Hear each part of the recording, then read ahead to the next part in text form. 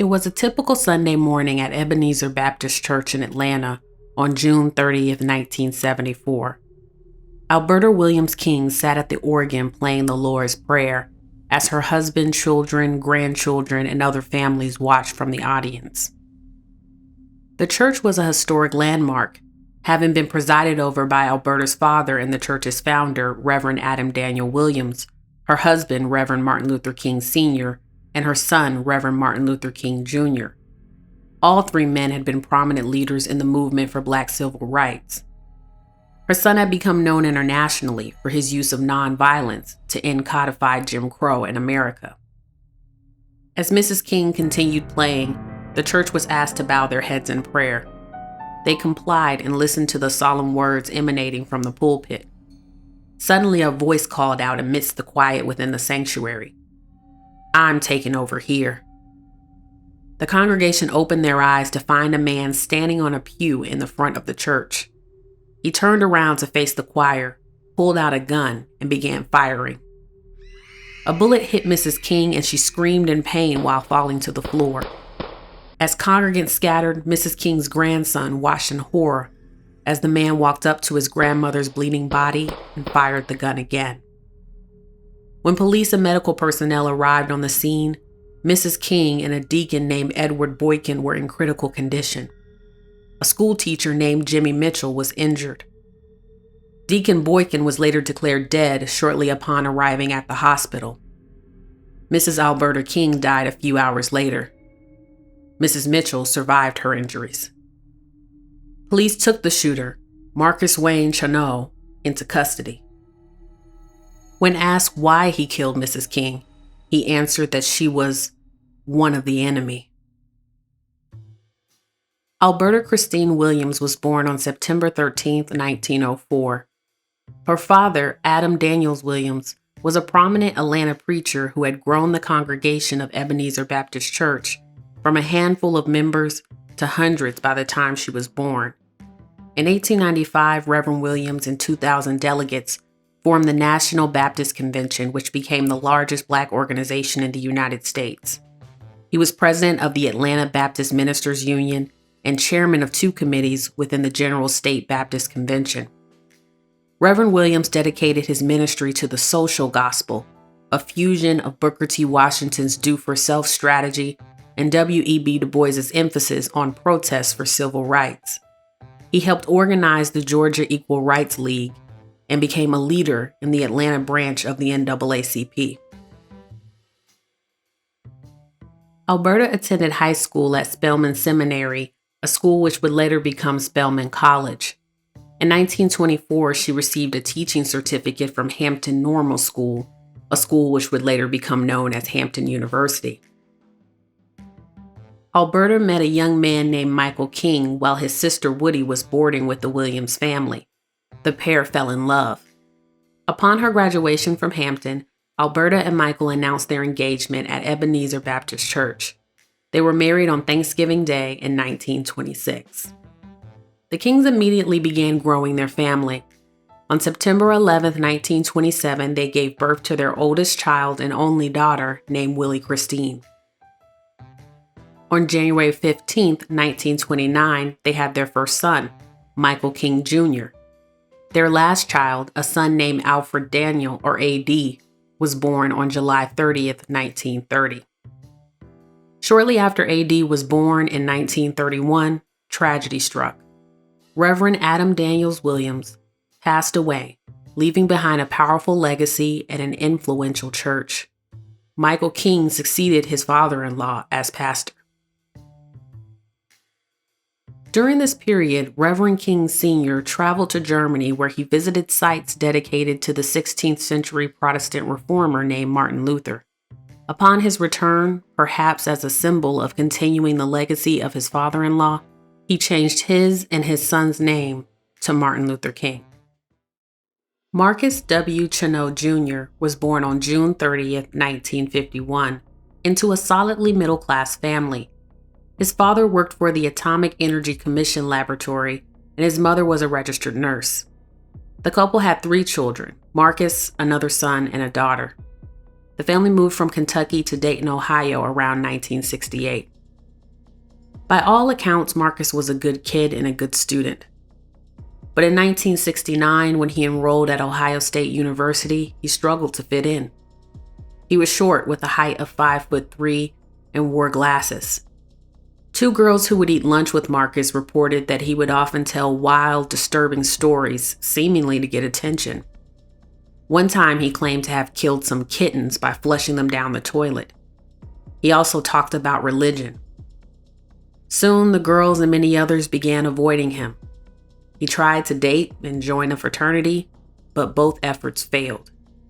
He started his college studies in the engineering department, but later changed his major to education. Nothing seemed to be working out for Marcus until he met a spiritual teacher who would change his life. About a year before the Ebenezer shooting, Marcus saw an ad in the newspaper for a new religious group and decided to call its leader. Hananiah E. Israel, formerly known as Stephen Hallman, answered. Hananiah was leader of one of the many factions of Black Hebrew Israelism. During the Korean War, he had helped a few men secure conscientious objector status. During this period, he encountered street preachers in Chicago who exposed him to supposedly secret Old Testament teachings. He dove deeper into the Bible and history books at Chicago's Carnegie Library. He formulated a theology that was pretty similar to the theology of other Black Hebrew Israelite groups that had started before his own. He taught that Black people were descendants of the Israelites, but had been kidnapped and tricked about their true identities by white people. One of the unique parts of his teachings was that this fraud was being further perpetuated by Black Christian ministers. He believed that Black ministers robbed the Black community of millions of dollars per year and were leading them into integration, which would bring the destruction of the Black race. Hananiah predicted that when the world ended, God would make Black people the masters and would make white people the slaves. Until then, he insisted that Black people should remain at the bottom of the racial hierarchy, since this was the role that God had temporarily assigned to them.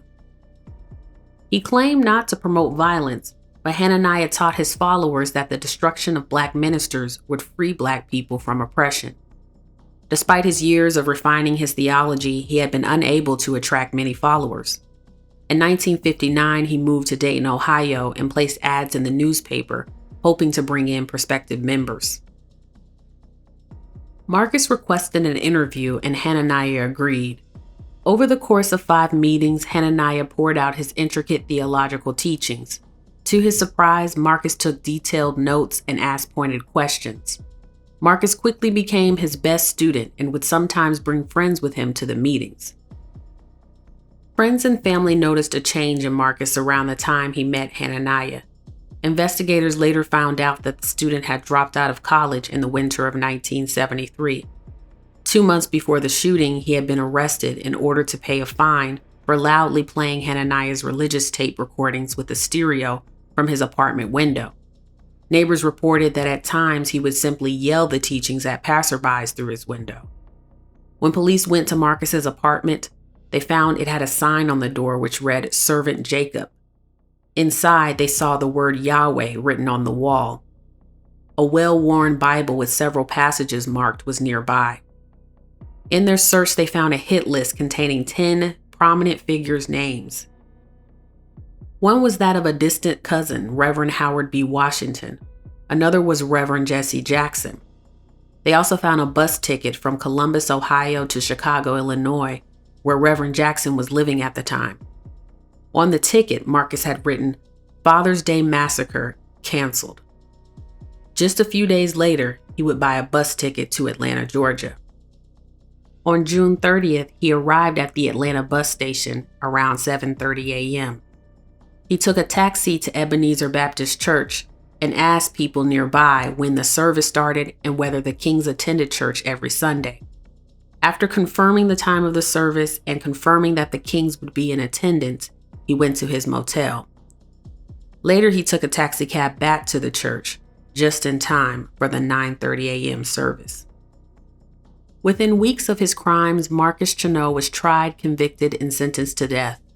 Despite his strange behavior in the preceding months, friends and family were shocked to learn what happened. Marcus had visited his parents on the Saturday right before the shooting. I am putting it in the hands of God. I pray that the King family understands that it was something we had nothing to do with and that we deeply regret it. I pray for them. I really don't know much about it at all. We are simply in shock. I don't want to be rude. My wife is terribly upset. This is rough on us. He was here yesterday. He was normal as ever. Now, this. I really don't know much more about what is going on than you do. I simply don't feel anything I would say would be of help to our son. Marcus was honest about his motives. He told police that God had told him to kill Martin Luther King Sr., but he had shot Alberta King because she was closer to the front of the sanctuary where he had been standing. His teacher, Hananiah Israel, was shocked but not remorseful. He claimed that Black Hebrew Israelites had tried to warn Reverend King Sr. that he was harming the Black community by promoting racial integration. He spoke highly of Marcus in his interviews with reporters after the shooting. He didn't believe that Marcus had done anything wrong. The shooting, he said, was prophesied by God and therefore there was no choice but to act. He confessed that he had almost given up trying to share his religious teachings until he met Marcus. In June of 1995, Marcus's sentence was changed to life in prison based on evaluations from psychiatrists which claimed he had been suffering from mental illness at the time of the shooting. A few months later, on August 3, 1995, Marcus suffered a stroke. He died just a few weeks later on August 19th. Martin Luther King Sr. died on November 11, 1984 from a heart attack. He had lived through 3 family tragedies.